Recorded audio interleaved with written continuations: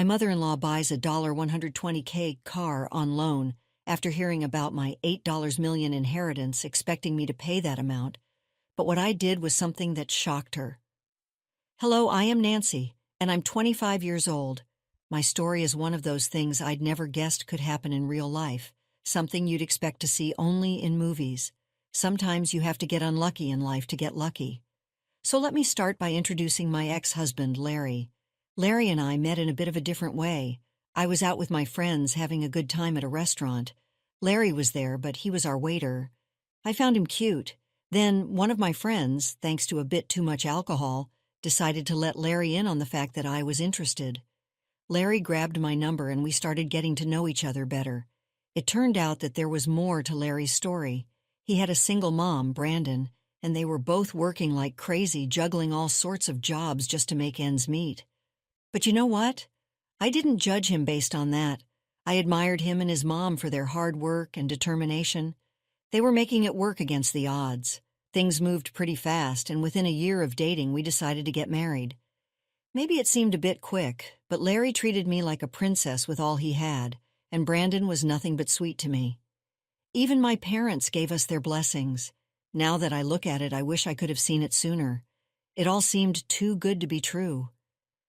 Larry used to live with his mom before, but shortly after our wedding, we found our apartment.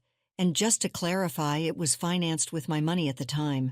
I didn't have an issue with it. We were a team. Larry was still working as a waiter while juggling various side gigs. Both of us chipped in for our household expenses. Admittedly, I contributed a bit more, but as long as he was trying his best, it didn't matter to me. I spent most of my time at home since my job allowed remote work. Larry, on the other hand, headed to work, sometimes even on weekends. One day, Larry came up to me and said he wanted to talk about something. "Hey, babe, can we talk about something?" he asked. "Of course, what's up?" I replied. "You know my mom's been having a tougher time lately.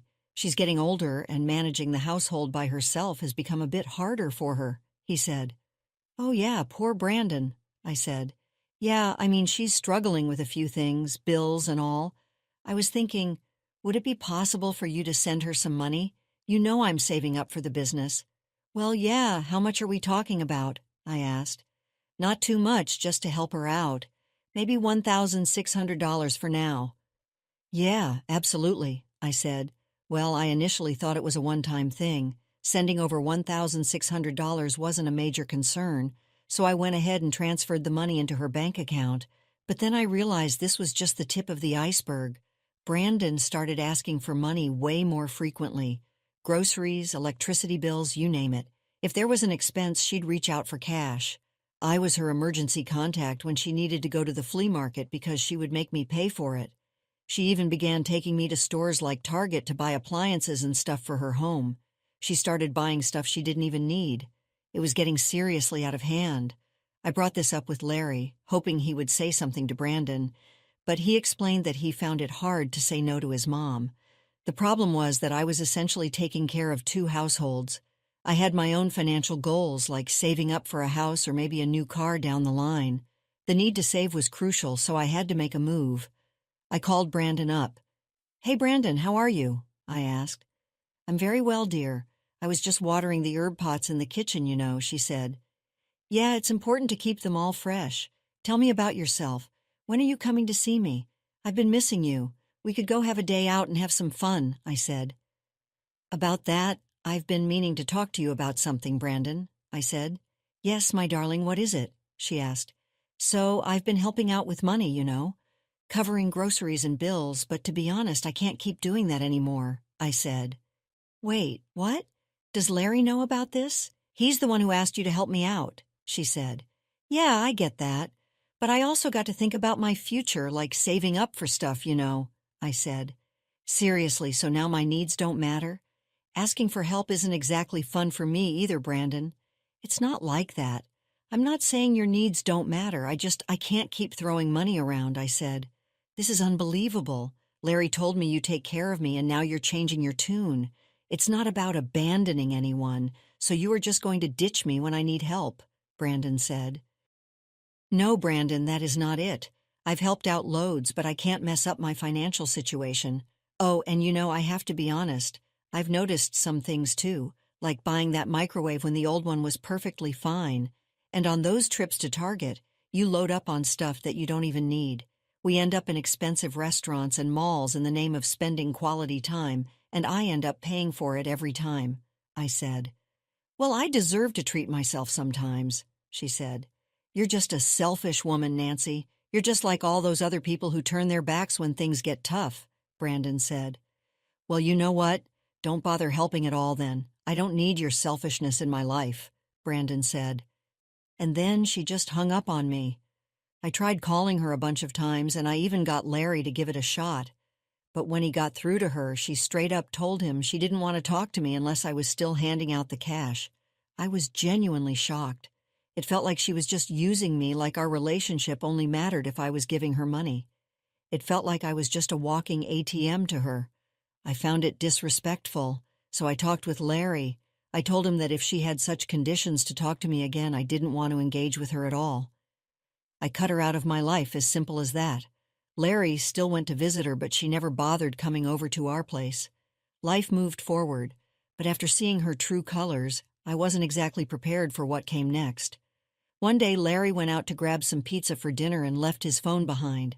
That thing started ringing nonstop. Normally, I wouldn't snoop around on his phone, and he didn't check mine either.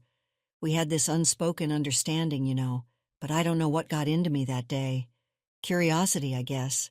Thank goodness for that moment of curiosity, because when I picked up his phone, it was lighting up with calls from this person named Sally.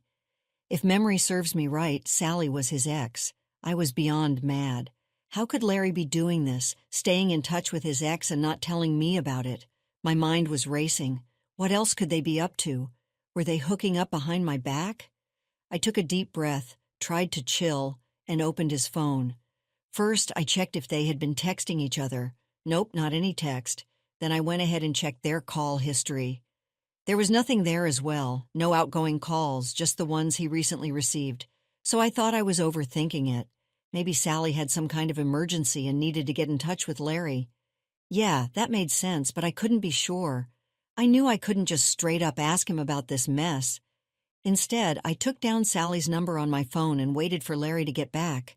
He showed up with dinner, and I kept my cool and acted like everything was peachy. But I didn't sleep at all that night. I had no clue how to handle this whole situation. Should I confront Larry? Should I confront Sally? I was so stuck, so I figured why not drop Sally a text from my phone just to see what's what. Hey, is this Sally? I texted. Yeah, who's this? She replied. I'm Nancy.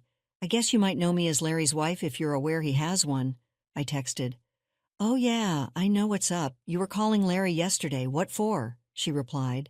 Oh, nothing much. I just wanted to know if Larry was free today.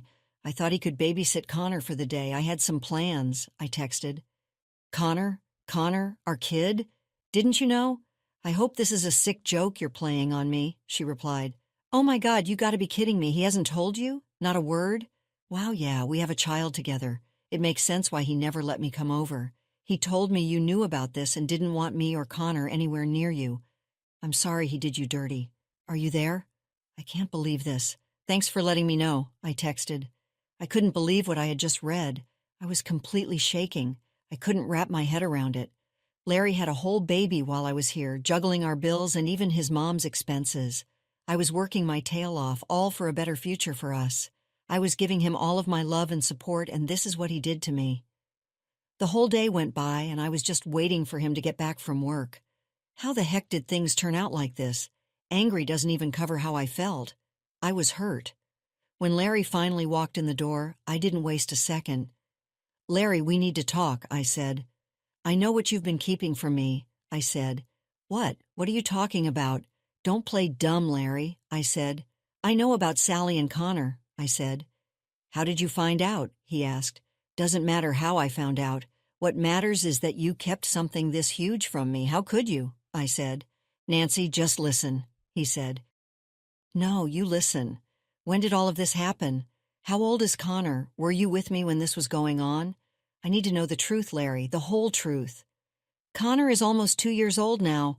Well, you and Sally hooked up while you and I were dating. It was a mistake, a stupid one. It meant nothing. I had real feelings for you. Wow. While we were dating, you cheated on me? Did she tell you about the baby? Yeah, she did. When she found out she was pregnant, she told me. She said she wanted to keep it and asked if I was in or not. And what did you say? Well, after that, I did see her for another 3 months. But then it hit me, Nancy. I realized that I loved you and that you were the one I wanted to be with. So I told her I'd be there for the kid, but that my heart was with you. So you saw her for 3 months while you were with me? Yeah, but that made me realize that I wanted you, and that's when I proposed to you. Wow, let me get this straight. You're telling me that you proposed to me right after cheating on me for 3 months, and on top of that, you were hiding the fact that you had a child with her? You've got to be kidding me, Larry. This is beyond immature. Oh my God, you and your shitty excuses. Just pack your bags and leave. Hey, pause for a moment. Would you care to support us? Like this video and subscribe for more. Now let's dive back into the story. I kicked Larry out. He deserved it. My life felt like it had been turned upside down. I went ahead and got a divorce from him. I needed some time to heal, so I went over to my parents' place for a couple of months. They were incredibly supportive and showered me with love during that tough period. Family makes a difference in your darkest times. After spending those 2 months with them, I realized I needed to pick up the pieces and reconnect with my friends. My social life had taken a major hit, and while I wasn't completely over what had happened, I knew I couldn't stay in that low place forever. It's not easy bouncing back from a failed marriage. I decided it was time to start putting myself out there again.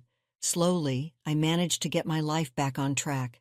Hanging out with friends became a regular thing, and I even dipped my toes back into the dating scene. It didn't lead to much, just some disappointing dates and not much else, but I was trying. Then one day, my dad gave me a call with some surprising news. My grandma Janice from my dad's side had passed away. I used to spend a lot of time at her house when I was younger. Attending her funeral was tough. Then my dad gave me another piece of news. We went through Mom's will, and there's something you should know. She left you $8 million. Wait, what? $8 million? Yeah, she thought a lot about you and always loved you. I don't even know what to say. That's a lot of money. She always cared about you a great deal. I knew she was going to do this. I was not entirely shocked. My family was well off, and my grandparents were even wealthier. Being the only grandchild, I kind of knew this would happen at some point. I just didn't expect it to be this soon. After inheriting that unexpected sum, I was left with a lot of choices to consider. Suddenly, I had a huge amount of money and a whole world of possibilities laid out before me. Instead of diving into impulsive spending, I made one clear decision. I would sell my apartment and buy a house. So I went ahead and signed the deal, getting myself a stunning new place. It was exciting, but it also meant I had to move out. There were still some of Larry's things hanging around that had been untouched since he left. It was a chapter I needed to close, so I called him over. It was super weird when he showed up. We were both in this limbo of not knowing what to say. He packed his things, and just as he was making his exit, he finally broke the ice. So you're moving out, huh? Yeah, finally making the jump? Are you seeing someone new, or is it just you? It's just me. Got me a house over on 12th Avenue. Oh, nice. 12th Avenue, huh? That's some good real estate. It must have been an expensive purchase. Yeah, it's a cool spot. I got a little boost from my grandma. She passed away and left me $8 million. Wow, seriously? Well, good for you. I'm sorry about your grandma. Yeah, thanks. Anyway, I've got to run. Yeah, no problem. I'll head out. With all my stuff moved and the chapter closed, I settled into my new place. Life was looking up. Let's just say it was a pretty posh neighborhood. I made friends with my neighbors, and we used to enjoy wine together on the weekends. I even joined the local tennis club and started making some new friends. It was like a whole different upgrade. But then one fine day, someone I never expected to face again showed up at my doorstep. I opened the door, and there she was, Brandon. I invited her in. I'm sorry about everything that went down between us. What are you doing here, Brandon? Well, I heard about your inheritance and, condolences for your grandma. Seriously, why are you here, Brandon? Nancy, let's try to put everything behind us. I want you to be a part of the family again. Are you serious right now, Brandon? You want me back in your life just because I have more money? I just want you to help me out. Helping you out? What do you mean? I bought myself a car on loan as soon as I heard about what your grandma left you. Pretty expensive car. about $120,000. I needed something more comfortable, for my age. Hold on a second. Are you out of your mind? Why would I even buy that for you? Who exactly are you to me? Look, I know we had our differences, but let's just keep this family together. What family? Didn't Larry tell you we got divorced 7 months ago? What? No, he didn't. He said you bought this house for Larry and yourself.